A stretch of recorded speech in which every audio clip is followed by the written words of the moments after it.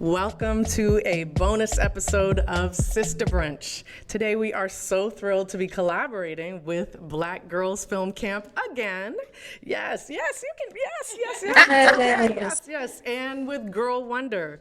So both of these are inspiring organizations dedicated to empowering young Black girls through filmmaking and storytelling. I am your host, Fanshen Cox, and I am so proud to be joined by an alumni of Black Girls Film Camp.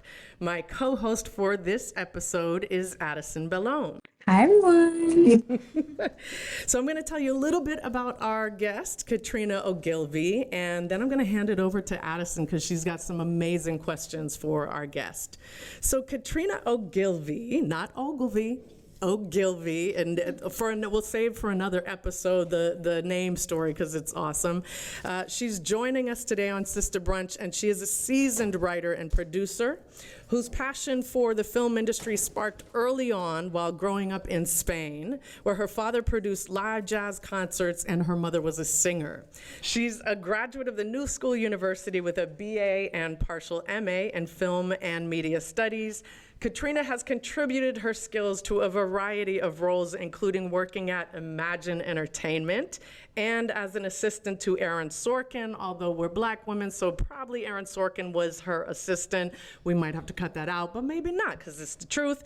Her accomplishments include writing the award-winning Rosa Parks movie, Behind the Movement, and contributing to productions like Swagger and All Rise. With a rich Jamaican, Irish, and Puerto Rican heritage, Katrina writes with a commitment to diversity, bringing varied and interesting characters to life in her work. And now I'm going to turn it over to Addison Bellhomme to ask her questions. Yes, so hi, Miss Ogilvie. I'm so excited to have you here today. I mean, this is just amazing. First, I was interviewed by Sista Brunch podcast at Essence Fest, and now I have the opportunity to be a co-host. So, thank you for being here. My absolute pleasure. So my first question for you, kind of just, diving into both of our experiences with Black Girls Film Camp. I've been able to work with you on the board of directors for the past year, which I would say has been amazing. But I wanted to ask you, what made you want to become involved with the Black Girls Film Camp, and where do you see the organization in the next 10 years? Oh my goodness, fantastic question. Well, I'm very thrilled to be here and see you in person, which is lovely. Yes, finally. I was brought in by my old producer and very good friend, Karen Peterkin, who actually we developed and created Behind the Movement together. And it actually launched my career. And so whatever Karen wants, Karen gets. She told me about the organization in its first year. I was just completely sucked in. I thought all of these young women who had opportunities that would have been incredible for me to have also experienced had to be. So as far as I'm concerned, it's only going to continue to grow. I hope it becomes more competitive and that it gives all of you alum, but also the incoming campers, this true understanding of their capabilities and where it can go. And right now we're in a really strange industry flux, let's say. And I think it's going to take a couple of years to get out of it. And I'm excited that once we do, we will have more seasoned filmmakers like yourself who are out there and have been working on your craft and really contributing to storytelling. And when the industry catches up, they catch up, and then you guys will be ready. So I think the next 10 years, I think the next 3 years will be very difficult on the outside world, but I think it's a perfect time for training and for priming storytellers. And when things open up again, there's going to be a lot more material and a lot more voices that will be camera ready and on both sides of the camera. So that's what I'm feeling.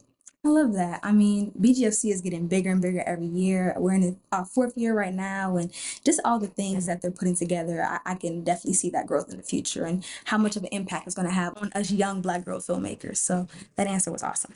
Okay, so my next question for you, because I am a huge fan of Swagger, I just started watching it, and a huge fan of Gina Prince and Reggie Rock Bythewood and their work. And I dive into the first episode. It was great. And as soon as the credits go on, I'm watching the credits, and I then see Miss Katrina Ogilvie, story editor. And I'm like, oh my God, like this is Miss Katrina with the BGFC. And so I just wanted to ask you, with such an amazing show, what does the role of being a story editor consist of? And, even with great writers on that show, how do you find the things you want to critique for the script to really make it the best? So it's a great question. It's interesting because the title makes it sound different than what it is. Yeah. So I'm actually a writer. Okay. The story editor is just the level, and it tells us sort of it's how we get paid. It's really just a pay scale. Gotcha. So there's co-producers. You'll see a co-producer. Actually, that co-producer is a writer. There might be an executive producer. That executive producer would also be a writer. So we had a team of 10. So I was a writer on the show. I had less experienced writers that are called staff writers. And so we have this range of titles, but everyone's a writer. And we all contribute. Yeah. And Swagger was an incredible experience. Reggie and Gina. I know. Yeah. Me too. Reggie and Gina have actually been old friends of mine for many years. Our youngest sons, Toussaint, their son Toussaint, my son Kai, were in preschool together. And we lived in Encino, and we just knew each other and in passing. And then I hadn't seen Reggie or Gina in years, and this opportunity came up, and Reggie was looking for a playwright, and I had written this little play, and he remembered it, and he wanted filmmaking, storytelling writers as well as television, and so I do have to say. You said this little play, and this is Black Girls Film Camp. We're not even going to let you get away with that. Nothing we do is little.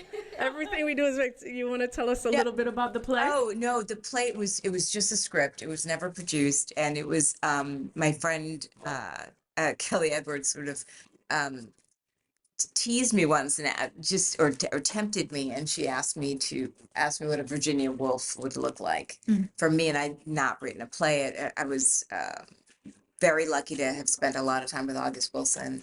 And so sitting next to him for all those years, I was like, I'm not writing a play. But I wrote this play. It was a one act, and it was just an exercise. And it's really interesting how much work actually I've gotten from it. Because it was absolutely. And I will say Kelly Edwards is a 2-time Sista Brunch guest. So she is an OG. She came on the first season with us. So she's also amazing. She's one of the best humans I know. She is one of the best storytellers, and she just has an understanding of story in such a deep way. We've been friends because our girls played soccer together. Wow. And we, many years ago, and then we just connected and stayed in touch. And I love that she's a writer. She's always been a writer, but now she's a writer on paper. She sure is. It's amazing. Katrina Ogilvie, it is so nice to have you on Sista Brunch. We will have you back to hear your whole story, including that name difference between you and your cousins. Addison, you're welcome back on Sista Brunch anytime. Thank you both so much, and enjoy Black Girls Film Camp. Have a wonderful time. Thank you. Yes.